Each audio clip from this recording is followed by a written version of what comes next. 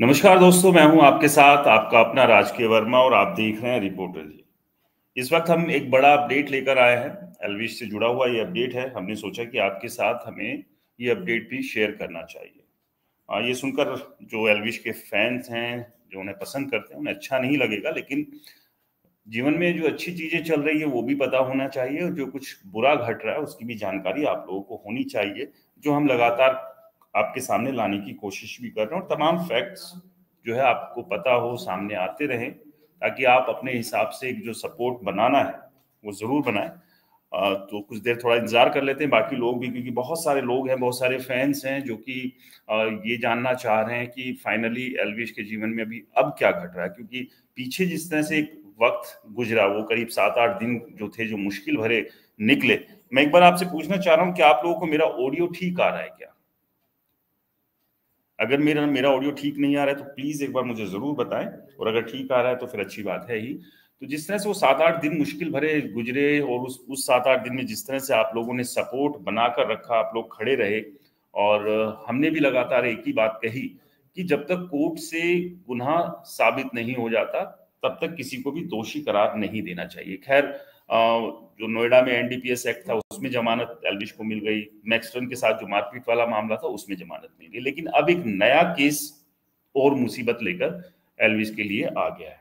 अब ये क्या नया केस है, क्या इसमें दिक्कतें हो सकती है, क्या बचाव हो सकता है, तो सारी चीजें आपके सामने रखेंगे।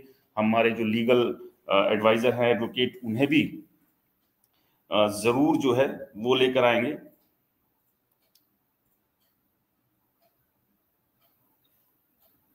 तो आज क्या हुआ, खुशहाल शर्मा पूछ रहे हैं।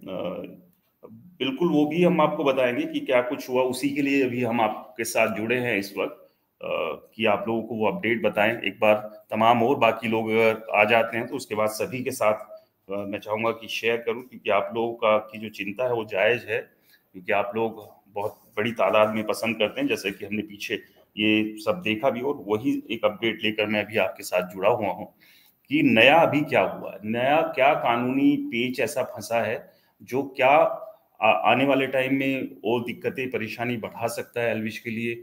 और इन दिक्कत परेशानियों से किस तरह से बाहर निकलेंगे, क्योंकि एक के बाद एक कहते हैं ना कि जब किसी के ऊपर मुश्किलें आती हैं तो फिर वो चारों तरफ से आ जाती है। कुछ इसी तरह की स्थिति हो रही है। लेकिन इन सारी मुश्किलों में भी मेरा मानना यह है कि हमेशा पॉजिटिव रहने की जरूरत है सभी को। और मुश्किलों से आप तभी बाहर आ सकते हैं, उन मुश्किलों का सामना तभी आप कर सकते हैं जब आप पॉजिटिव होकर मजबूती के साथ उन मुश्किलों का सामना करें। तो कोई भी कितनी बड़ी मुसीबत हो, वो आपको परेशान नहीं कर सकती। हाँ, कुछ कुछ समय के लिए दिक्कतें जरूर बढ़ा सकती है, लेकिन ऐसा नहीं है कि वो जीवन में स्थायी रहेगी, परमानेंट रहेगी। तो उम्मीद कीजिए कि जल्द बाकी जिस तरह से चीजों से बाहर आए, इससे भी बाहर आ जाएंगे। तो मैं आपको बता दूं कि नया एक एफआईआर की तैयारी जो है एल्विश के खिलाफ, वो हो रही है। और वो एफआईआर अब क्या दर्ज हो रही है, कहां पर दर्ज होगी, किन धाराओं में दर्ज होगी, किसने वो दर्ज कराई है, किसके आदेश पे वो दर्ज हुई, वो तमाम सारी चीजें हम आपके साथ अभी इस लाइव के दौरान शेयर करेंगे। मेरे सहयोगी भी है मनीष, वो भी जुड़ेंगे। इसके अलावा हमारे जो लीगल एक्सपर्ट हैं, एडवोकेट SK दहिया, हम उनसे भी बातचीत करेंगे। उनके साथ भी हमने शेयर की है सारी चीजें। और इसके अलावा जो पूरी जो नया जो मामला सामने आया है, उसके सारे डॉक्यूमेंट्स वो भी मैं आपके साथ शेयर करूंगा अभी इस लाइव के दौरान। और अगर मेरा ऑडियो ठीक आ रहा है, ऑडियो में कोई दिक्कत नहीं है, अगर ऑडियो में कहीं कोई दिक्कत हो तो प्लीज बताइएगा, क्योंकि किसी कारणवश जो माइक मैं जो यूज कर रहा था वो कहीं बाहर शूट के लिए गया हुआ है। दूसरा माइक हम सिस्टम से पता नहीं अटैच नहीं हो रहा, तो मेरी जो अभी ऑडियो आ रही है वो लैपटॉप के माइक से आ रही है। तो इसलिए कहीं कोई ऑडियो में दिक्कत हो तो प्लीज बताइएगा। तो मैं जो भी आप लोगों को बता रहा था कि एक नई एफआईआर की तैयारी एल्विश के खिलाफ हो रही है। ये क्या एफआईआर है, किसने कराई थी, किन सेक्शंस में जो है ये एफआईआर दर्ज होगी, वो तमाम सारी चीजें आपके साथ शेयर करेंगे, क्योंकि आप लोगों की जो चिंता है, मैं समझ सकता हूँ उस चिंता को। और जिस तरह से वो देखा भी हमने लगातार, आप लोग जो पूरी घटनाक्रम पिछले होली से पहले जो है वो पूरा घटा, किस तरह की स्थिति बनी, नोएडा पुलिस ने अरेस्ट किया, उसके बाद जुडिशरी अपना न्यायिक हिरासत में जो है वो एल्विश को भेज दिया गया। उसके बाद फिर ये होने लगा कि क्या बेल पे छूट पाएंगे, नहीं छूट पाएंगे, कितना मुश्किलों भरा ये केस है, इस केस में कौन कौन से सेक्शंस लगे हैं, एनडीपीएस एक्ट हट गया नहीं हट गया, बहुत सारी चीजें चली। कोर्ट में पुलिस को फटकार भी लगी। फिर उसके बाद थोड़ा सा लगने लगा था कि नहीं, चीजें ठीक हो जाएंगी और जल्द चीजें ठीक हो जाएंगी। उसके बाद फिर जब बेल हो गई तो सबने खुशियां मनाई कि चलिए फाइनली बेल हो गई है। और अगर कोर्ट ने इतनी जल्दी बेल दे दी है, क्योंकि बहुत ज्यादा टाइम नहीं लगा, अगर कायदे से छुट्टियां नहीं होती, कोर्ट में हड़ताल नहीं होती, तो ये समझिए कि जब एल्विश को अरेस्ट किया था उसके अगले दिन ही बेल मिल गई थी। कुछ इसी तरह से था। वो 4-5 दिन इसलिए लगे क्योंकि छुट्टी थी संडे की और उसके बाद स्ट्राइक थी, तो वो 2-4-5 दिन इसलिए वो खींच गए। उसके बाद फिर ये हुआ कि जी हाँ दर्शन गर्ग, मैं वही बता रहा हूँ कि मैं चाह रहा हूँ कि कुछ और भी लोग जब आ जाएंगे सभी के साथ मैं ये इन्फॉर्मेशन शेयर करूँ, तो इसलिए मैं थोड़ा सा बस वेट कर रहा हूँ और कोई वजह नहीं है। मैं समझ रहा हूँ आप लोगों की चिंता कि आप तुरंत से तुरंत जानना चाह रहे हैं। तो एक बार मैं पहले, चलिए बाकी जब लोग जुड़ते जाएंगे तो उनके साथ हम वो इन्फॉर्मेशन, वो सारी चीज़ें फिर से रिपीट करेंगे। लेकिन मैं समझ रहा हूँ आप लोगों को ज़्यादा इंतजार कराना ठीक नहीं है। मैं अपनी टीम से कहूँगा, सुदेश एक बार वो जो डॉक्यूमेंट्स थे उसका अगर रेडी हो गया है तो एक बार, कहाँ पर है, मुझे दिख नहीं रहे हैं इसमें, आप प्ले करेंगे? हाँ, पहले मैं आपको कुछ ये डॉक्यूमेंट्स हैं वो मैं दिखा रहा हूँ। तो देखिए ये डॉक्यूमेंट्स हैं, ये वो ऑर्डर की कॉपी है। दर्शन गर्ग, बिल्कुल हम एकदम सही खबर, सही जानकारी मैं आपको यहाँ दे रहा हूँ। ये ऑर्डर की कॉपी है जो कि आज गुड़गांव जिला अदालत ने दिया है। ये आदेश दिया है गुड़गांव जिला अदालत ने, जो कि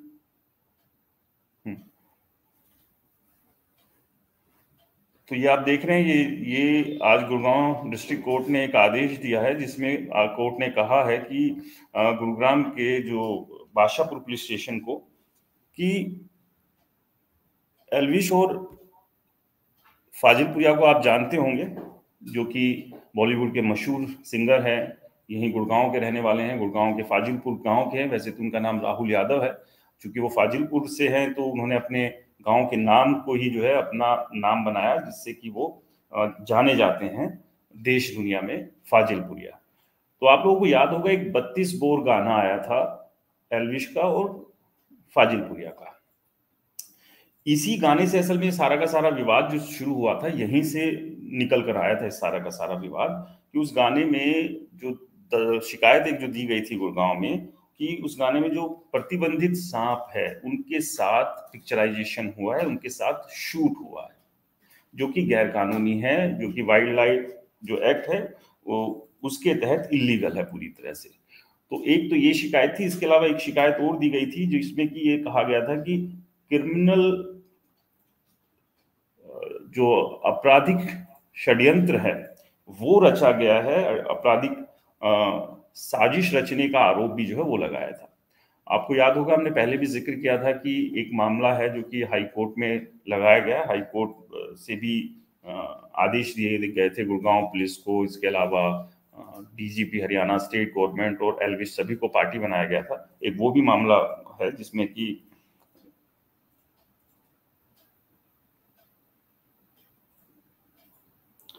रमन कह रहे हैं कुछ नहीं हुआ यार, दीज आर फॉर्मलाइजेशन प्रोसीजर। हाँ, प्रोसीजर वही है, लेकिन आप समझिए इस प्रोसीजर में क्या है। इस प्रोसीजर में एक नई एफआईआर दर्ज करने के आदेश है, और वो किन किन सेक्शंस में है अभी थोड़ी देर में हमारे साथ जो एस के दहिया वो भी जुड़ेंगे, क्योंकि मैंने उनको डिटेल कॉपी उनके साथ मैंने शेयर की है, ताकि इसका जो असल निचोड़ है वो एक लॉयर ही समझा सकता है। अगर हम अपने आप से यहाँ बताने की कोशिश करें डीप डिटेल, वो थोड़ा सा मिसलीड करना ना हो जाए। अरेस्ट नहीं होगा, हाँ उम्मीद यही है कि अरेस्ट नहीं होगा, और दुआ भी यही कीजिए कि अरेस्ट ना हो इसमें, कि इसमें जांच चलेगी, एफआईआर दर्ज होगी, आगे का प्रोसेस है। लेकिन अब पता नहीं चलता है ना कानूनी तौर पर कोई भी चीज किस तरह से और कितना इम्पैक्ट डालती है किसी के ऊपर, तो ये अपने आप में बड़ा सवाल हो जाता है।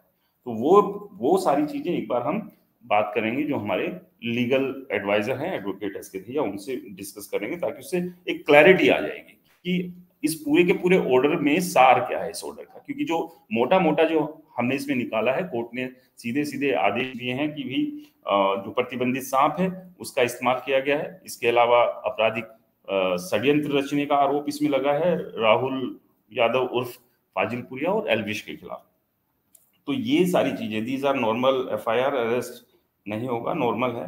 फास्ट ट्रैक क्यों नहीं कराते केस का?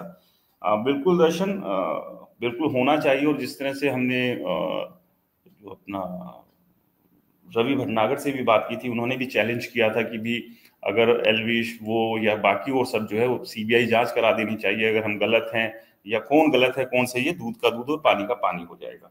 बिल्कुल, और होना भी चाहिए, क्योंकि किसी भी जो हम लगातार जो बात भी कर रहे थे, सौरभ गुप्ता से भी जब हमने बात की तो उन्होंने ये कहा कि उनके पास मात्र 20% सबूत थे जब उन्होंने शिकायत दर्ज कराई। तो क्या सिर्फ 20% सबूतों के आधार पर ही किसी के खिलाफ इतनी गंभीर धाराओं में एफआईआर दर्ज कर देनी चाहिए थी, या फिर आगे जो इन्वेस्टिगेशन पुलिस ने की थी उसमें कुछ था नहीं था? ये बहुत सारी चीजें हैं, ये भी इन्वेस्टिगेशन का पार्ट है, धीरे धीरे ये सारी चीजें खुलेंगी। लेकिन जो आज लेटेस्ट अपडेट था वो हम आपके साथ शेयर कर रहे हैं। इसकी ये कितना सीरियस है कितना नहीं है ये बात का विषय, लेकिन एक अपडेट था, मुझे लगा, क्योंकि आप लोगों का जो कंसर्न था वो मैंने देखा है एलविश के साथ, जो जुड़ाव है आप लोगों का वो बेहद ज्यादा है। आप लोग हर बात हर चीज जानना चाहते हो और जाननी भी चाहिए। अगर आप किसी को इतना पसंद करते हैं, उनकी लाइफ में अच्छा बुरा क्या हो रहा है वो जानना भी चाहिए। और एक एक सेलिब्रिटी जब होता है, एक जो स्टार बन जाता है, देखिए ऐसा नहीं है कि बॉलीवुड के जो बड़े पर्दे पर चलने वाले लोग हैं वही स्टार हैं, वही सेलिब्रिटी है। अब छोटी स्क्रीन के ऊपर भी ये स्टार उनको बहुत बड़ी टक्कर दे रहे हैं। तो हम देखते हैं अक्सर जब बड़े बड़े फिल्म स्टार्स और उनके लाइफ में कुछ घटता था तो उनके फैंस जो है दुआएं मांगते थे, प्रे करते थे, उनके सपोर्ट में जो है सोशल मीडिया या बाकी जगह पर अपने जज्बात जो है, अपनी भावनाएं जो है वो लिखते थे, बताते थे, दिखाते थे। तो वही चीजें आप लोगों ने भी एफआईआर सेक्शन बताओ अभी। दर्शन जी थोड़ा सा वेट करेंगे हम।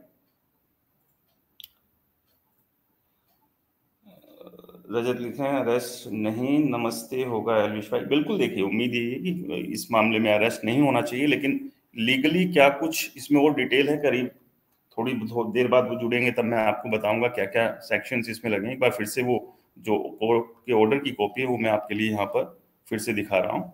ये कोर्ट के ऑर्डर की कॉपी है जो आज ये कोर्ट के ऑर्डर।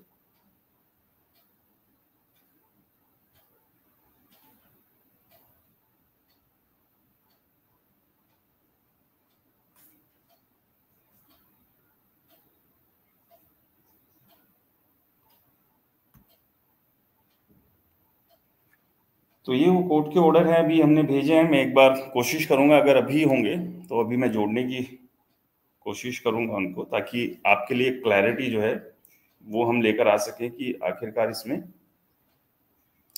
क्या कुछ है क्या नहीं है।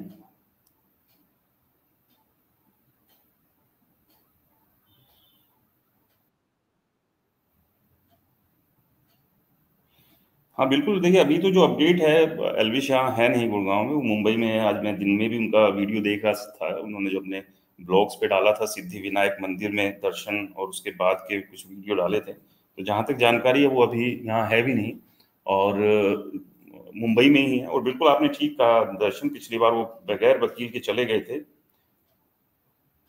रजत गुप्ता जी भाई मेन बात बताइए। रजत जी वही मेन बात ही मैं बता रहा हूँ। देखिए कुछ भी बात ऐसी आकर ना अनाप शनाप अलग तरीके से गलत तरीके से नहीं बतानी चाहिए, ना बताते हैं लोग।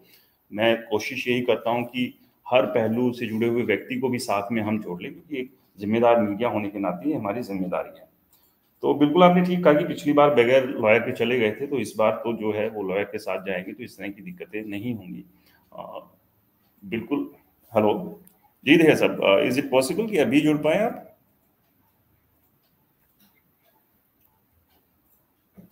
हाँ ठीक है, मैंने आपको। जी।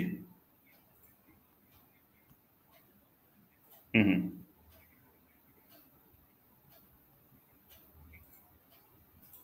Okay okay okay.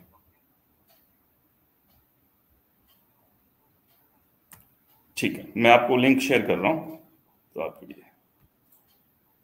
चलिए, मेरी बात हो गई है दहिया साहब से, तो जितनी हल्की फुल्की भी फ़ोन पे बातचीत हुई है उसमें यही निकल कर आया कि बहुत ज़्यादा घबराने वाली बात नहीं है। चीज़ें ऐसा नहीं है कि बहुत ज़्यादा मुश्किलें भरी हैं। हाँ, चूँकि कोर्ट में ये एप्लीकेशन लगाई गई थी, तो कोर्ट ने डायरेक्शंस दी हैं पुलिस को इसमें एफआईआर दर्ज करने के लिए। और क्या कुछ है, अभी बस अगले 5-7 मिनट में हमारे साथ दहिया साहब होंगे, तो उनसे फिर ये डिटेल, क्योंकि मैंने उनको ये स्टडी करने के लिए कोर्ट के ऑर्डर की कॉपी दी थी।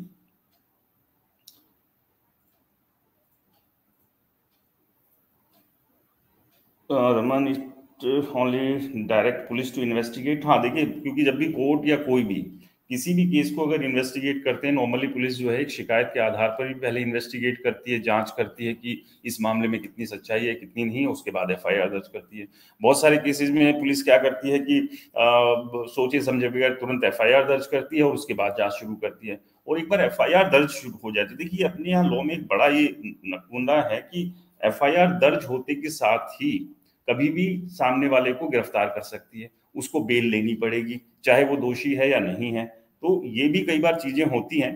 तो इस मामले में जो शिकायत दी गई थी, वो जहां तक मेरी जानकारी है पहले पुलिस को दी थी।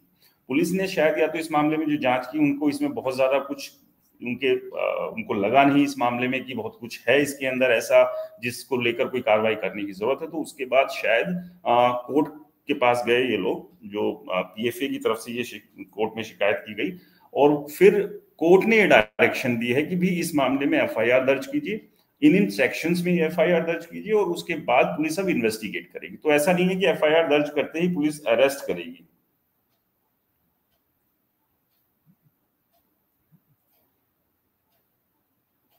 रमन जी लिख रहे हैं, श्योर यू आर राइट, यही हुआ था। हाँ, तो अभी सिर्फ कोर्ट ने डायरेक्शंस दी हैं पुलिस को कि इस मामले में आप एफआईआर दर्ज कीजिए, और उसके बाद पुलिस एफआईआर दर्ज करने के बाद इन्वेस्टिगेट करेगी। लेकिन अब इस मामले में एलविश के साथ जो फाजिलपुरी है, उनका भी नाम इस मामले में शामिल है। लेकिन देखिए, किस बात की एफआईआर हुई है? अभिषेक, हाँ अभिषेक, मैं वही अभी डिस्कस कर रहे थे, क्योंकि अभी आप जुड़े, तो कुछ और लोग जब जुड़ेंगे मैं फिर बात डिटेल आप लोगों को बताऊंगा ये एफआईआर किस लिए है। और अगले कुछ देर में हमारे जो लीगल एडवाइजर है दहिया जी, देखिए जुड़ गए, मैं उनके पास चलता हूँ बगैर ज्यादा देर के। दहिया जी, बहुत बहुत स्वागत है आपका। जी जी, आपने राजेश, कॉपी पढ़ी नमस्कार होगी। नमस्कार। नमस्कार। आपने ये ऑर्डर की कॉपी पढ़ी होगी, एक बार थोड़ा सा समझाइए ये इसके टेक्निकल पहलू क्या है, इसमें क्या सेक्शंस लगेंगे, ये एल्विश के खिलाफ ही है या कुछ और मामला है? नहीं, बेसिकली क्या है कि इसमें क्योंकि मेरे पास ऑर्डर की कॉपी है, और ऑर्डर में कोर्ट ने जो है ना, वो वाइल्ड लाइफ एक्ट के तहत एक एफआईआर के ऑर्डर किए हैं। क्योंकि इसमें एक जी कंप्लेंट जो फाइल हुई थी, एक प्राइवेट कंप्लेंट थी 156(3) में। जी। ये 156(3) सीआरपीसी में प्रोविजन है कि अगर पुलिस किसी आदमी की एफआईआर दर्ज नहीं करती है, तो वो कोर्ट में एक इस्तिगासा दायर कर सकता है। और उसके अंदर कोर्ट ने 156(3) में इनको एक डायरेक्शन पुलिस को दी है कि आप इसमें एफआईआर दर्ज कीजिए, क्योंकि किसी कॉग्निजेबल ऑफेंस का अगर होना पाया जाता है प्रेमा फेसाइली, तो उसमें पुलिस को एफआईआर दर्ज करनी चाहिए। कोर्ट ने लास्ट में जो ना बड़े साफ से शब्दों में ये लिखा है कि कोई सेक्शन मेंशन नहीं किया है कोर्ट ने कि आप इन सेक्शन के अंदर एफआईआर दर्ज कीजिए। कोर्ट ने एक रेलेवेंट जो प्रोविजन है लॉ के अंडर, उनके तहत पुलिस को डायरेक्शन दी है कि आप एफआईआर दर्ज करके और इसकी इन्वेस्टिगेशन कीजिए।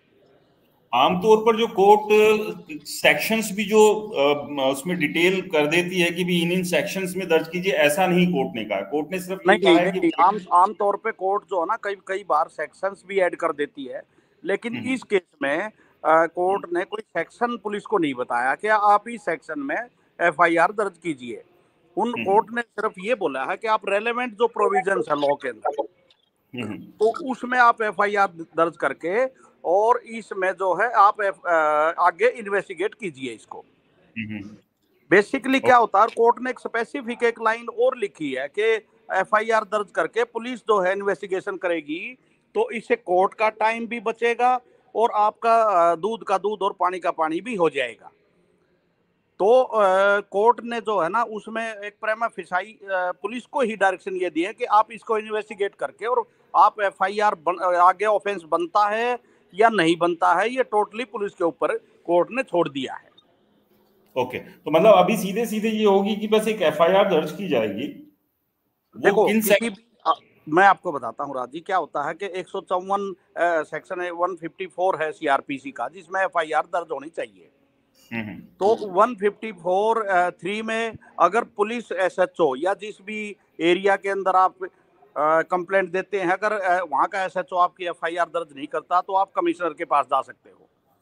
और अगर कमिश्नर को ये लगता है कि वो कमिश्नर भी उस पर कोई एक्शन नहीं लेता तो आप 156(3) में कोर्ट में जा सकते हो।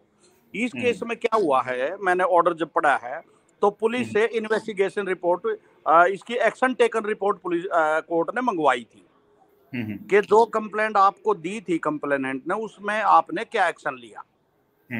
पुलिस ने ये कहा कि जी हमने जो वीडियो वायरल हुए हैं और तो उन सब को हमने उड़ीसा भुवनेश्वर लैब में टेस्टिंग के लिए भेज रखा है, और जैसी रिपोर्ट आएगी हम उसके अकॉर्डिंग इसमें कार्रवाई करेंगे। तो कोर्ट ने पुलिस जी आप बताइए प्लीज। हाँ, तो कोर्ट ने जो है ना पुलिस को ये लिबर्टी दी है कि आप उसका एक एफआईआर दर्ज करके, क्योंकि एफआईआर किसी ऑफेंस का किसी के अगेंस्ट एफआईआर होना कोई इतनी बड़ी बात नहीं है, क्योंकि एफआईआर के बाद इन्वेस्टिगेशन में क्या निकलता है उसके अकॉर्डिंग आपके ऊपर कोई भी केस बनता है। अगर कोर्ट ने एफआईआर के ऑर्डर किए हैं और पुलिस को ये लगता है कि किसी भी कॉग्निजेबल या किसी क्राइम का होना नहीं पाया गया है, तो पुलिस को पावर है कि सेम एफआईआर को पुलिस कैंसिल कर सकती है। अच्छा, तो इसमें एक चीज बताइए, जैसा आपने जो एक बात कही कि कोर्ट ने स्टेटस रिपोर्ट मांगी पुलिस से इस पूरे मामले को लेकर जो ये शिकायत की गई। जी। और पुलिस ने अपनी शिकायत में जो स्टेटस रिपोर्ट दी उसमें कहा कि भी जो वीडियो वायरल हुए, क्योंकि ऐसा तो हो नहीं सकता भी कोई भी वीडियो है कुछ भी आए और उठा के जो है किसी के खिलाफ एफआईआर दर्ज कर दो और अंदर डाल दो, तो जाहिर सी बात हो, प्रोसेस है। तो उसकी अभी लैब में जांच के लिए वो फुटेज भेजे हुए हैं। जी। तो क्या इसका मतलब ये है कि पुलिस तो अभी अपनी जांच कर ही रही थी? जी। जांच तो बंद नहीं हुई। नहीं, पुलिस तो अपनी इन्वेस्टिगेशन पहले से ही कर रही थी। लेकिन क्या हुआ था कि हमारा जो ललिता कुमारी का जो केस कोर्ट ने रेफर किया है,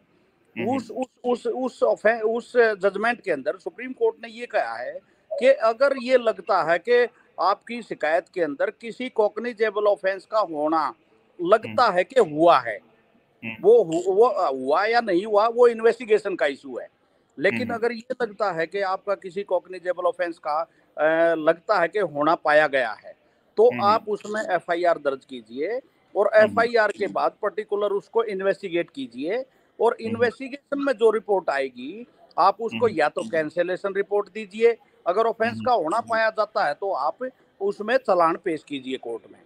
तो एफआईआर का दर्ज होना कोई इतनी बड़ी बात नहीं है, ये इन्वेस्टिगेशन का मुद्दा है। अगर पुलिस को लगता है और लैब टेस्टिंग रिपोर्ट में ये निकल के आता है कि आपका ऑफेंस नहीं बनता है कोई, तो उस केस में फिर आप पुलिस के पास पावर है कि वो आपकी एफआईआर को कैंसिल कर दे, और आपको उसमें कोई अरेस्ट करने की या इतनी कोई जल्दबाजी नहीं होती है पुलिस के पास है। वो प्रॉपर इन्वेस्टिगेशन के बाद पुलिस के पास पावर है कि भाई वो अगर ऑफेंस का होना पाया जाता और ऑफेंस अवेलेबल है, तो जैसा पिछले केस में हुआ था पुलिस ने इन्वेस्टिगेशन ज्वाइन करके और बेल पे छोड़ दिया था। तो सेम कंडीशंस इस तरह के केसेज में भी होती हैं। लेकिन फिर इसमें कंप्लेनेंट को इतनी क्या जल्दबाजी थी? अगर उस कंप्लेनेंट को तो पता ही होगा ना कि अभी जांच चल रही है, तो ऐसी क्या जल्दबाजी है कि वेट कर लो, आपको कोर्ट का भी दरवाजा खटखटाना है कि नहीं पहले तो एफआईआर दर्ज करो, उससे ही हमें तसल्ली होगी। देखो, अगर जो हमारे दो जजमेंट इन्होंने कोर्ट ने जो दो जजमेंट आपके कोर्ट किए हैं ऑर्डर के अंदर, तो बेसिकली क्या होता है कि किसी भी ऑफेंस में जब आप स्पेसिफिक एलिगेशन लगाते हैं और प्रेमा फेसाई ये लगता है बेयर पर्सुअल ऑफ द कंप्लेंट के किसी कॉग्निजेबल ऑफेंस का होना हो सकता है कि इस केस के अंदर हो, तो उस केस में ये एक लॉ पॉइंट है कि भाई आप एफआईआर दर्ज कीजिए और एफआईआर दर्ज करके इन्वेस्टिगेट कीजिए। एफआईआर का मतलब ये कतई नहीं है कि भाई आप इसको उठा के अंदर डाल दो और उसके बाद इन्वेस्टिगेशन करो। ये पुलिस ने देखना है कि भाई क्या इसमें किसी अरेस्ट की जरूरत है, या ये ऑफेंस जो है जांच के दौरान आप किसी के खिलाफ एलिगेशन लगाते हैं, सीरियस एलिगेशन है, तो उस केस में पुलिस को एफआईआर दर्ज करनी होती है यही इन जजमेंट का कहना है, जो 2 जजमेंट ललिता कुमारी वाला जो कोर्ट किया है, एक दूसरा अपेक्स कोर्ट का जो जजमेंट दिया है। तो कोर्ट का ये मानना है खाली कि आप इस केस को बगैर एफआईआर इन्वेस्टिगेट करने की बजाय आप एफआईआर दर्ज करके इन्वेस्टिगेट कीजिए, जो कि अंडर लॉ है, अंडर प्रोविजंस ऑफ लॉ है। और फिर उसके बाद आपको लगता है कि ऑफेंस नहीं है तो आप उसको कैंसिल कर दीजिए। वो पुलिस की अपनी पावर है कि अगर उनको लगता है कि ऑफेंस का नहीं होना पाया गया तो इस केस में पुलिस के पास पावर है कि वो उसको एफआईआर को कैंसिल कर दे।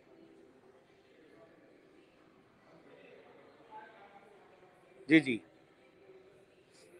आपकी आवाज थोड़ी सी मेरे पास आ नहीं रही है।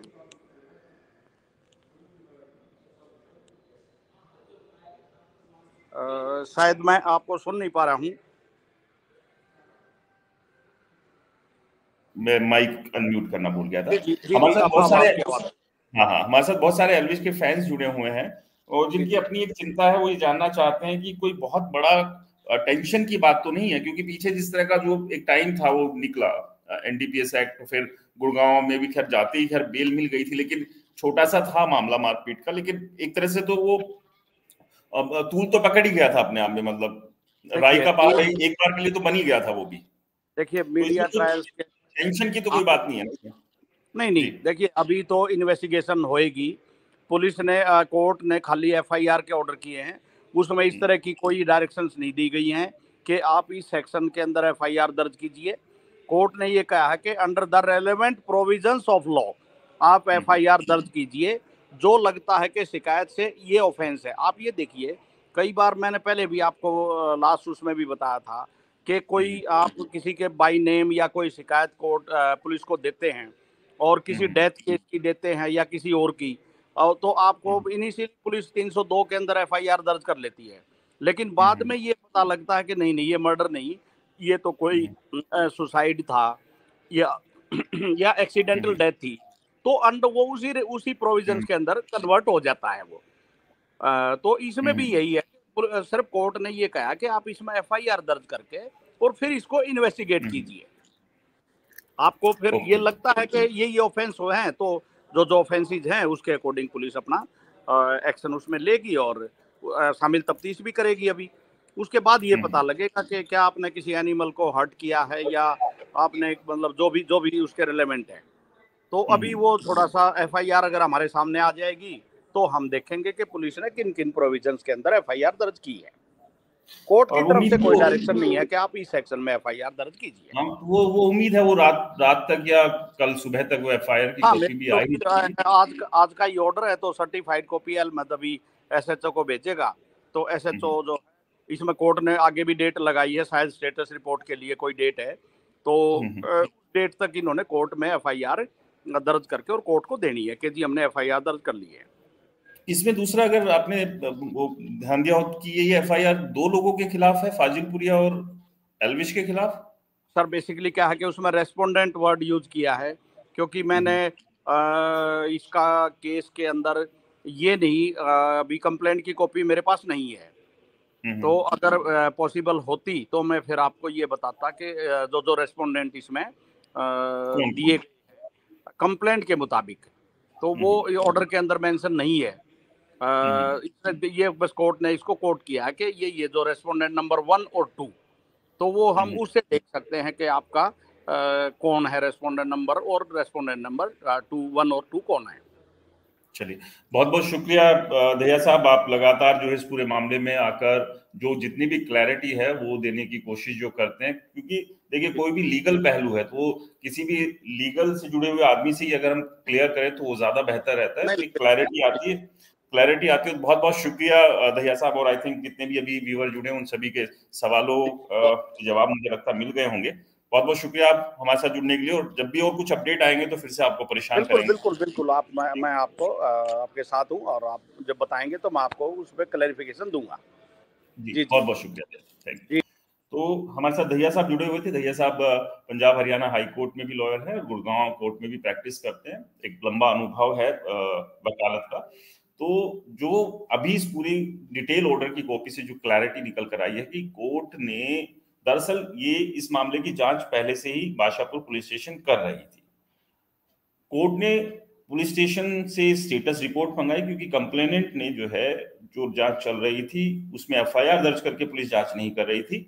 तो कंप्लेनेंट ने, जो कि पीएफए है, उन्होंने कोर्ट में ये एप्लीकेशन लगाई कि पुलिस को इस मामले में एफआईआर दर्ज करके फिर जांच करनी चाहिए।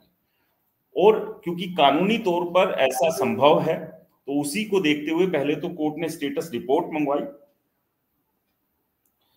एक्ट क्या लगाया, देखिए अभी एक्ट जो क्या लगाए हैं अभी वो नहीं आए हैं क्लियर। सिर्फ कोर्ट ने आदेश दिए हैं कि वाइल्ड लाइफ एक्ट के तहत एफआईआर दर्ज करके इस मामले की जांच की जाए और जांच की स्टेटस रिपोर्ट जो है वो कोर्ट के सामने पेश की जाए।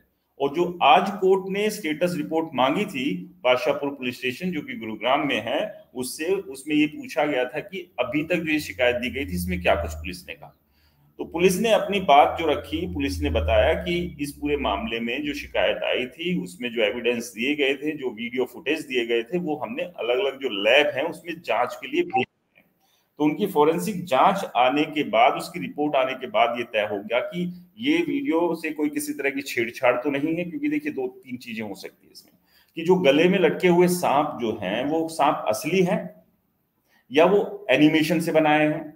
क्योंकि आजकल ये तकनीक बहुत आम है, वीएफएक्स। अवतार जैसी फिल्म में आप समझिए कि वो किस तरह के डायनासोर, पंछी और पता नहीं क्या क्या बना देते हैं, और बहुत सारी फिल्मों में। तो इस तरह के सांप जो है वो क्रिएट करना कोई बहुत बड़ी बात नहीं है।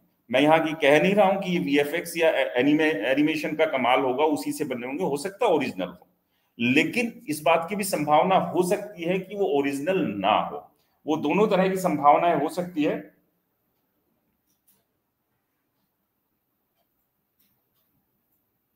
तो वो दोनों ही तरह की संभावना हो सकती है। इसलिए कोई भी अगर इस तरह के मामले में शिकायत दी जाती है तो पहले उस फुटेज की जांच कराई जाएगी कि ये जो कंटेंट बना है, ये जो वीडियो बना है, इसकी इसके साथ कोई छेड़छाड़ तो नहीं हुई। उसके बाद फिर ये भी जांचा जाएगा कि जो भी कोई वाइल्ड लाइफ से रिलेटेड कोई जानवर है या किसी ऑब्जेक्ट या कोई सब्जेक्ट को दिखाया गया है, वो एनिमेशन से बनाया गया है या वो ओरिजिनल है। तो ये भी अपने आप में एक बड़ा सवाल है। तो अभी लेकिन कहीं ना कहीं अब जिस तरह से आप लोग कह रहे हैं कि क्या टारगेट बनाया जा रहा है, देखिए ये तो एक अलग विषय है।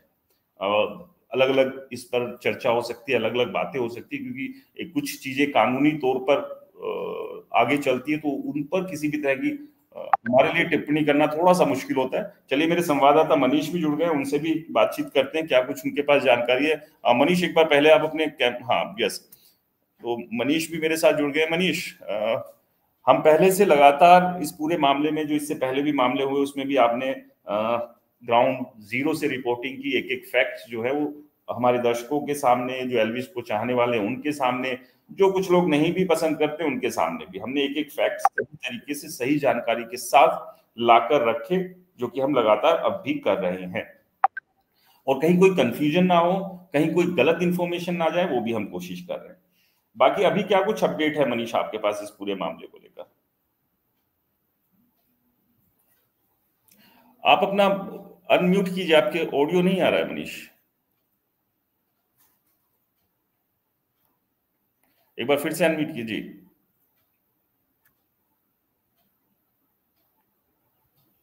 नहीं, आपका ऑडियो नहीं आ रहा।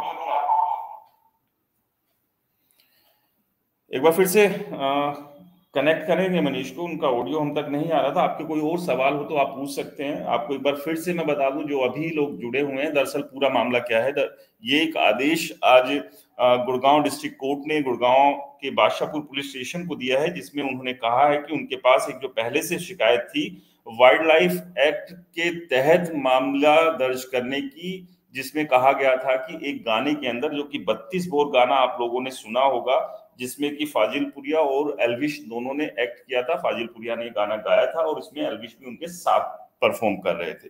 उसी को आधार बनाकर ये शिकायत दी गई थी बादशाहपुर पुलिस स्टेशन में। ये कहा गया था कि ये जो प्रतिबंधित सांप है उनका इस्तेमाल किया गया, जो कि गैर कानूनी है, इसमें कार्रवाई होनी चाहिए। पुलिस इस मामले की जांच कर रही थी, लेकिन एफआईआर दर्ज नहीं हुई थी, तो कंप्लेनेंट ने उसके लिए जिला अदालत में अपनी एक एप्लीकेशन मूव की और उसी एप्लीकेशन पर जिला अदालत ने अब बाशापुर पुलिस स्टेशन को आदेश दिए कि जो इन्वेस्टिगेशन आप कर रहे हैं उसमें पहले एफआईआर दर्ज कर लें और उस एफआईआर दर्ज करने के साथ आप ये इन्वेस्टिगेशन करें। पुलिस ने कहा है कि जो एविडेंस दिए गए थे, जो वीडियो दिए गए थे, उसकी वो जांच कर रहे हैं। तो फिलहाल ये पूरा मामला है जो नया, अब ये कितनी मुश्किलें बढ़ा सकता है या इसमें बहुत ज्यादा कुछ है नहीं है, वो सब जांच का विषय है, उसकी अभी जांच चल रही है। अब इसमें जो एविडेंस की बात की जा रही थी कि जो वीडियो है उनके साथ कोई छेड़छाड़ तो नहीं, मैंने खैर 32 बोर गाना अभी तक देखा नहीं है, मैं आज जरूर देखूंगा कि उसमें जो सांपों का इस्तेमाल हुआ है वो असली थे या एनिमेशन से बनाए गए थे या क्या उसके पीछे कहानी है, तो वो भी एक बार थोड़ा समझना बहुत जरूरी है। किसी भी राय पर जाने से पहले, ये तय करने से पहले, क्योंकि इससे पहले भी यही हुआ था जब एल्विश को सांपों के जहर की सप्लाई मामले में अरेस्ट किया गया था, तो ये दिखा दिया गया था कि ये लड़का तो जो है बहुत बड़ा, समझ लो कि ड्रग डीलर है जो कि सांपों के जहर को ड्रग्स के तौर पर सप्लाई करता है, जो कि ठीक नहीं है। पहले चीजों को साफ होने दे, तय होने दे, कम से कम ऐसा ना हो कि भविष्य में जब कोई व्यक्ति बेगुनाह होकर सामने खड़ा हो तो आप नजरें भी ना मिला सके। तो उतना इंतजार सभी को करना चाहिए और मीडिया होने के नाते सिर्फ हम जानकारी आपके सामने लेकर आए, ये हमारा काम होना चाहिए, जो हम लगातार कर रहे हैं। आप लोगों के साथ मैं जानकारी शेयर कर रहा हूं, मैं अपना ओपिनियन नहीं डालने की कोशिश कर रहा हूं। लेजेंड 20 पूछ रहे हैं सर ये नया क्या है? अब अभी ये नया एक नई एफआईआर दर्ज करने के आदेश दिए गए हैं कोर्ट के द्वारा, गुड़गांव कोर्ट के द्वारा एल्विश और फाजिलपुरिया के खिलाफ, जिसमें ये कहा गया कि जो वाइल्ड लाइफ एक्ट है उसके तहत इनके खिलाफ मामला दर्ज करें, क्योंकि 32 बोर जो एक गाना आया था उसमें एल्विश और फाजिलपुरिया सांपों के साथ एक्ट करते हुए दिख रहे हैं। अब उसकी जांच पुलिस पहले से कर रही थी, उसमें कितनी सच्चाई है नहीं है वो तो खैर जांच के बाद साफ होगा। फिलहाल ये मामला था। रजत जी आपकी चिंता बिल्कुल वाजिब है कि भाई एल्विश इज इन डेंजर और नॉट। देखिए फिलहाल जो वकील साहब से बात हुई है, फिलहाल तो नहीं लगता कि किसी तरह का कोई बड़ा खतरा है, किसी तरह की कोई बहुत बड़ी दिक्कत है। बाकी खैर इन्वेस्टिगेशन मैं कोशिश करूंगा, अगर आज रात ही वो एफआईआर दर्ज हुई, अगर वो कॉपी आज रात चाहे रात के 2 बजे मुझे मिली तो मैं कोशिश करूंगा रात को जितने बजे भी मिले मैं आपके साथ लाइव आके वो भी मैं डिटेल आपको देने की कोशिश करूंगा, और वरना कल तो हम ये डिटेल देंगे। बाकी अभी भी मैं कुछ और डिटेल, मेरे सहयोगी मनीष जुड़ गए, उनके पास चलते हैं। मनीष बताइए आप, क्या आपके पास जानकारी है? देखिए शुरुआत से ही बात करें पूरे के पूरे मामले की, समग्र मामला जो है नोएडा से लेके अब गुड़गांव पहुंचा है और गुड़गांव में ये मामला पहले से ही बात चल रहा था कि एल्विश के खिलाफ कुछ जो धाराएं हैं उसमें जो है एफआईआर दर्ज हो सकती है, और कोर्ट ने अब निर्देश दिया है कि इस मामलों में ज्यादा जो है पुलिस को इस मामले में पूछताछ करनी चाहिए और इस मामले में जो पूरा का मामला है वो मामला क्लियर करके और उसके बाद कोर्ट के समक्ष रखा जाए। कोर्ट बाद में इस चीज के ऊपर जो है पूरी की पूरी बात सुनेगी और पूरी की पूरी बात रखी जाएगी। अभी ये गुड़गांव में हाल फिलहाल ये मामला पहुंचा है और गुड़गांव पुलिस को ये कोर्ट ने निर्देश दिया है कि इस मामले में एफआईआर दर्ज की जाए। अभी तक कौन से सेक्शन लगे हैं, क्या क्या सेक्शन लग सकते हैं, इसके अनुमान हम अभी नहीं लगा सकते जब तक पुलिस इस मामले में कौन सा सेक्शन लगाती है। वाइल्ड लाइफ एक्ट में भी बहुत सारे सेक्शन है और कौन कौन से सेक्शन में एल्विश के खिलाफ या फाजिलपुरिया के खिलाफ कौन से सेक्शन में एफआईआर दर्ज होती है, ये कल तक में या फिर आज रात जब इस मामले में वहां के जो सब इंस्पेक्टर हैं वो इस मामले के ऊपर जब पूरी की पूरी एफआईआर लिखेंगे जो भी, तो उस कौन से सेक्शन लगते हैं। पर एक चीज साफ है, जब ये सेक्शन लगेंगे एफआईआर दर्ज होगी तो ये माना जा सकता है, ये हो सकता है, ये मैं एक्यूरेट नहीं बता रहा पर हो सकता है कि एल्विश को पूछताछ के लिए फिर से एक बार पुलिस स्टेशन बुलाया जाए, बिल्कुल। क्योंकि एल्विश के खिलाफ, एल्विश और फाजिलपुरिया के खिलाफ ये पूरा का पूरा मामला है, तो हो सकता है दोनों को पूछताछ के लिए बुलाया जाए और पूछताछ में क्या निकल के आता है ये आगे की बात है। पर जिस तरीके से स्टार्टिंग से नोएडा से बात करें तो नोएडा से जो केस चला आ रहा है वहां से उनको रिलीफ मिलते दिखी है, तो क्या पता यहाँ से भी उनको रिलीफ मिलते हुए दिखे, क्योंकि नोएडा पुलिस के खिलाफ, नोएडा पुलिस के पास में भी ऐसा ये उन्होंने जो स्टार्टिंग में केस चला था तब ऐसी उम्मीद लगाई गई थी, जो दलीलें हुई थी कि बहुत बड़ा सबूत हाथ लग गया है या फिर ये सारी जो दलीलें पेश की गई थी, पर कहीं ना कहीं कोर्ट के समक्ष पुलिस वो रखने में असफल हुई थी। पर अभी ये स्टार्टिंग दौर है, तो क्या पता यहाँ पे भी वो चीजें हमें देखने मिले। क्या सबूत जुटा पाती है पुलिस, क्या जो चीजें हैं वो वीएफएक्स के जरिए हुआ है या क्या है, वो पूरा मामला कल जब एफआईआर दर्ज हो जाएगा और उसमें जो एफआईआर में सेक्शन लगेगी और उसके बाद जो पूछताछ की जाएगी। पर यह बात है कि एल्विश और फाजिलपुरिया से पूछताछ पुलिस कर सकती है। बिल्कुल आपने ठीक कहा। देखिए पूछताछ जाहिर सी बात होगी। अब इसमें ये भी देखना पड़ेगा। रजत पूछ रहे हैं कि डेंजर में है, यानी रजत जैसे मैंने आपको बताया था, हमें नहीं लग रहा कि बहुत ज्यादा मुश्किलें यहाँ होगी, लेकिन अभी चूंकि इन्वेस्टिगेशन पहले भी चल रही थी इसमें, अब कल एफआईआर दर्ज होगी या रात को ही एफआईआर दर्ज होती है तो किन सेक्शंस में होगी, तो पहले ये समझना जरूरी है वो सेक्शंस क्या है, धाराएं क्या क्या लगी है। वो उन धाराओं को समझने के बाद ही ये निकल कर आएगा कि ये जो नई मुसीबत है ये कितना नुकसान करेगी नहीं करेगी, तो वो सारी चीजें उसके बाद ही साफ हो पाएगी। अभी इस स्टेज पर कुछ भी कहना थोड़ा मुश्किल होगा, लेकिन जो हमने अपने एडवोकेट एसके दहिया जी से बात की थी तो उन्होंने जो बात की कि बहुत ज्यादा अभी लग नहीं रहा कि इसमें कोई मुश्किल में पड़ सकते हैं एल्विश, क्योंकि जो पुलिस ऑलरेडी इसकी जांच कर रही थी। एफआईआर इसलिए दर्ज हुई है कि पहले एफआईआर नहीं पुलिस ने दर्ज की थी, तो कोर्ट के थ्रू की भी हाँ इस तरह के मामलों में एफआईआर दर्ज करके भी जांच की जा सकती है, वो की जाए। तो वो एक वजह यहाँ पर देखने को मिली है, इस वजह से ये एफआईआर करने के आदेश दिए हैं। लेकिन फिर भी देखिए, अगर कहीं भी कोई लीगल पेचीदगियां होती हैं, वो इतनी सी हो या इतनी बड़ी हो, टेंशन तो देती ही है, परेशानी तो बढ़ाती ही है, समय तो खराब करती ही है, और हमेशा ये भी दिमाग में या सर के ऊपर तलवार लटका कर रखती है कि कहीं किसी बड़ी मुसीबत में इसकी वजह से तो ना फंस जाए।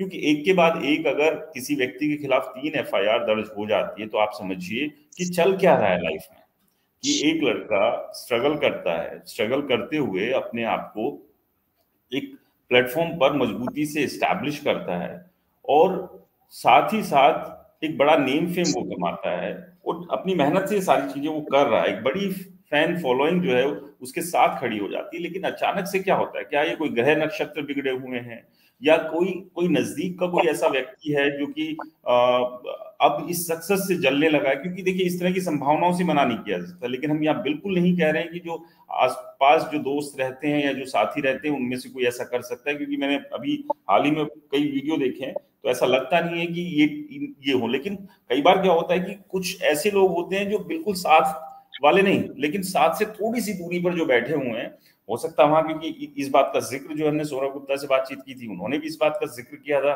कि भाई कोई नजदीक के लोग हैं, वहीं से हमें कोई टिप मिली थी या कुछ इस तरह की चीजें उन्होंने कही थी। एक इसी तरह की बात जब हमने एक एस्ट्रोलॉजर से की थी तो उन्होंने जो उनकी कुंडली बेसिक जो जानकारी जो निकल कर आई थी उससे जो बताई कि इस तरह से हो सकता है कि कोई घर का ही तो भेदी नहीं है, कोई ऐसा तो नहीं है कोई। देखिए कि जो जब शुरुआती स्ट्रगल का दौर चल रहा होता, बहुत सारे लोग साथ में हुए होंगे जो अभी साथ नहीं है लेकिन पहले थे साथ में, वो किसी खुन्नस में, किसी होता ना जलन में, कुछ इस तरह की चीजें, इंफॉर्मेशन जो है इधर उधर दाएं बाएं दे रहे हो, जिसकी वजह से मुश्किलें एक के बाद एक बढ़ती जा रही हो। तो ये थोड़ा सा एक फेज जो आ रहा है, ये डाउनफॉल तो नहीं दिखा रहा, क्योंकि जिस तरह से फैंस ने और ऊपर चढ़ाया सोशल मीडिया प्लेटफॉर्म्स पर, और सारे अकाउंट्स को जो हमने भी देखा, उसका विश्लेषण किया, तो वहां तो कोई डाउनफॉल नहीं है। लेकिन लाइफ में ये थोड़ी सी दिक्कतें तो होती है कि जब जिंदगी हंसती खेलती आगे बढ़ रही है और उसमें जब इस तरह की चीजें आए, तो अभी जो कुछ और हमारे व्यूअर, हमारे दर्शक जुड़े हैं उनको मैं एक बार ये दिखा दूं। ये वो कॉपी है कोर्ट ऑर्डर की जो आज गुड़गांव जिला अदालत ने ऑर्डर किया है गुड़गांव की बादशाहपुर पुलिस स्टेशन को कि एल्विश के खिलाफ जो है एफआईआर दर्ज की जाए। इसके अलावा फाजिलपुरिया के खिलाफ एफआईआर दर्ज की जाए, वाइल्ड लाइफ एक्ट के तहत ये दर्ज की जाए। दरअसल 32 बोर जो एक गाना आया था तो उसमें एक्ट करते हुए देखे गए थे आपका फाजिलपुरिया और एल्विश, और उसी के आधार पर कोई एक शिकायत ये दी गई थी पीएफए के द्वारा। उस शिकायत की जांच गुड़गांव पुलिस कर रही है, जैसा कि गुड़गांव पुलिस ने आज स्टेटस रिपोर्ट सबमिट करते हुए अपनी बात जो कही कोर्ट में कि वो जांच कर रही है, वो तमाम जो वीडियो हैं उनको जांच के लिए भेजा गया है लैब में, उसमें से क्या रिपोर्ट आती है उसके बाद आगे के एक्शन। अभी तक इस मामले में एल्विश और फाजिलपुरिया से कोई पूछताछ हुई है या नहीं है, ये भी अब चेक करना होगा कि पूछताछ ऑलरेडी हो चुकी है। मनीष, ये हमने दिखाई जो रिपोर्ट है। अब यहाँ एक चीज और समझना जरूरी है कि इस पूरे मामले में आपका फ्रेम या तो फ्रीज है या ये इसको ठीक कीजिए मनीष, शायद हमारी आवाज मनीष तक नहीं जा पा रही है। तो यहाँ ये भी अब समझना जरूरी है कि जो पूछताछ पहले हो चुकी है, अगर पहले पूछताछ हो चुकी है तो जाहिर सी बात है अभी पूछताछ के लिए भी लगता नहीं है कि दोबारा बुलाया जाएगा। अगर पूछताछ नहीं हुई है और एफआईआर दर्ज होती है तो जाहिर सी बात है कल परसों या जो भी 2-4-5 दिन में, सप्ताह भर में बिल्कुल पूछताछ के लिए भी बुलाया जाएगा, बाकी प्रोसेस भी होगा।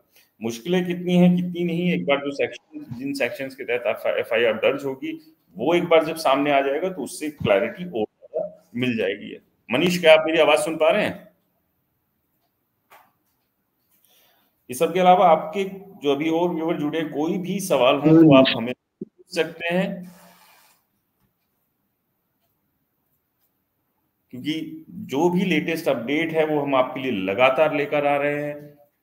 हर जानकारी, हर बात आपके साथ शेयर कर रहे हैं और उसके साथ हम उसमें जो भी लीगल एक्सपर्ट्स हैं उससे रिलेटेड उनसे भी बातचीत हम करा रहे हैं, ताकि एक क्लैरिटी, एक साफ तस्वीर जो है हम आपके सामने पेश करते रहें, मतलब उसमें कोई धुंधलापन ना हो। मैं अभी मनीष से एक बार फिर से जोड़ने की कोशिश कर रहा हूँ। मनीष अगर हमारे साथ जुड़ते हैं तो उनसे भी लेटेस्ट अपडेट लेंगे, लेकिन अभी जो व्यूअर जुड़े हैं उनको मैं बता दूं कि ये नया मामला दरअसल है क्या। दरअसल ये जो नया मामला है, ये नया मामला कहीं ना कहीं जो मामला दर्ज हुआ था नोएडा में एनडीपीएस एक्ट के तहत, ये उसी से रिलेटेड है।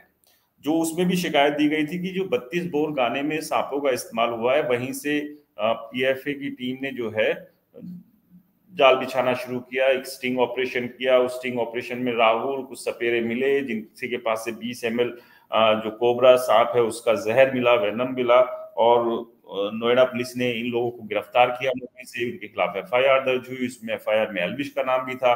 4 महीने की लंबी जांच पड़ताल के बाद एल्विश को पूछताछ के लिए थाने बुलाया गया। थाने बुलाते के साथ ही अरेस्ट डाल दी गई। उसके बाद 2-3 दिन लगे कोर्ट में जब उनको पेश किया गया, कोर्ट ने उन्हें 14 दिन की न्यायिक हिरासत में भेज दिया। और उसके बाद जब बेल लगाई गई तो कई तरह की चीजें चल रही थी, फाइनली उसमें बेल मिली। फिर हम एक्सटर्न वाला जो मामला चल रहा था उसकी वजह से एक दिन और एक रात और जेल में बितानी पड़ी और अगले दिन बेल मिल गई। तो ये उसी मामले से जुड़ा हुआ मामला है, क्योंकि ये वही लिंक करता है, क्योंकि यहाँ पर भी एक शिकायत जो दी गई थी वो इसलिए दी गई थी क्योंकि यहाँ 32 बोर गाने की शूट हुआ था गुड़गांव में, और इसलिए वो शिकायत यहाँ पर दी गई। अब उस मामले की शिकायत पुलिस कर रही थी। अब चूंकि एक और मामला, समझिए अभी एक और मामला सर पर एल्विश के खड़ा हुआ है, वो भी मैं आपको बता दूं। वो मामला क्या है, दरअसल इसके अलावा एक शिकायत हाई कोर्ट में भी लगाई गई थी। जो पीएफए के जो मैनेजर हैं उन्होंने वो शिकायत क्या थी कि जो इसकी जब शिकायत की गई 32 बोर गाने की पुलिस में, तो धमकी दी गई थी, जान से मारने की थ्रेट दिया गया था अलग अलग लोगों के द्वारा। उसमें डायरेक्ट एल्विश इन्वॉल्व थे या कोई और लोग थे, मतलब इस तरह की एक शिकायत दी गई थी। और वो शिकायत पहले पुलिस में दी, पुलिस ने उस पर संज्ञान नहीं लिया, ये आरोप लगाए थे। और उसके बाद हाईकोर्ट मूव हुए और हाईकोर्ट ने 4 लोगों को पार्टी बनाया, जिसमें state government, DGP Haryana, Gurugram police commissioner, 5 Badshahpur police station SHO और एल्विश, 5 लोगों को उसमें पार्टी बनाकर एक नोटिस जारी किया था, जिसमें 4 सप्ताह के अंदर यानी 1 महीने में रिपोर्ट देने के आदेश दिए गए कि इस पूरे मामले में हुआ क्या, क्या नहीं हुआ, क्या किया, क्या क्या चीजें हुई। तो वो आदेश दिए गए थे। तो अभी एक मामला और अभी स्टैंड कर रहा है, यानी कि ये एक एफआईआर तो दर्ज हुई है अभी। ये जो जान से मारने की धमकी, थ्रेट और ये सारी चीजें, ये भी एक मुश्किलें बढ़ा सकती है। तो भी कहीं ना कहीं एक के बाद एक जो ये सब चल रहा है, क्या लगता है आपको, क्या इसके पीछे कोई बहुत बड़ी साजिश है, या अनजाने में कुछ ऐसी भूल चूक होती चली गई? कई बार होता है कि आदमी नहीं समझ पाता है कि वो जो कर रहा है वो गलत है या सही है, उसकी वजह से ये सारी चीजें हुई, या जानबूझ के कोई फंसाने की कोशिश कर रहा है। क्या लगता है आपको इस सब में? हमें कमेंट्स करके जरूर बताएं। और आपके साथ मैं जैसे ही एफआईआर की कॉपी आएगी या कुछ और अपडेट होंगे, मैं एक बार फिर आपके साथ लाइव जरूर जुड़ूंगा, और जो भी अपडेट होंगे मैं आपके साथ शेयर जरूर करूंगा, क्योंकि आप लोग लगातार जानना चाहते हैं कि आप जिसे पसंद करते हैं उनकी लाइफ में क्या चल रहा है। और चूंकि ये वाला जो फेज है ये थोड़ा सा मुश्किलें हैं, कुछ अच्छा होता है तो थोड़ा सा डिप कर रहा है, वहां से आदमी उबरता है, थोड़ा सा उठने, फिर थोड़ी सी कुछ ना कुछ नई कहानी किससे शुरू हो जाते हैं, फिर थोड़ा सा वो होता है तो फिर कुछ नया आ जाता है। तो इन पेचीदगियों में, इन लीगल में कुछ बहुत ज्यादा कुछ होगा नहीं होगा ये तो भविष्य तय करेगा, लेकिन एक बार के लिए तो परेशानी बढ़ ही जाती है। आपकी जो भी राय है वो जरूर हमें बताते रहिएगा। हमारी रिपोर्टिंग अगर आपको अच्छी लग रही है तो चैनल को सब्सक्राइब करना मत भूलिएगा, क्योंकि हम हमेशा सच के साथ खड़े हुए हैं। आरदेसी कह रहे हैं एल्विश को फंसाने के लिए और रिपोर्ट की जा रही है। चलिए, आपके इस आखिरी कमेंट्स को पढ़ने के साथ मैं आप सभी से इजाजत लूंगा, और जो भी अपडेट्स होंगे मैं लगातार जिम्मेदारी के साथ आप लोगों के साथ शेयर करने का काम करूंगा, क्योंकि रिपोर्टर जी हमेशा सच के साथ खड़ा होगा। थैंक यू, शुक्रिया।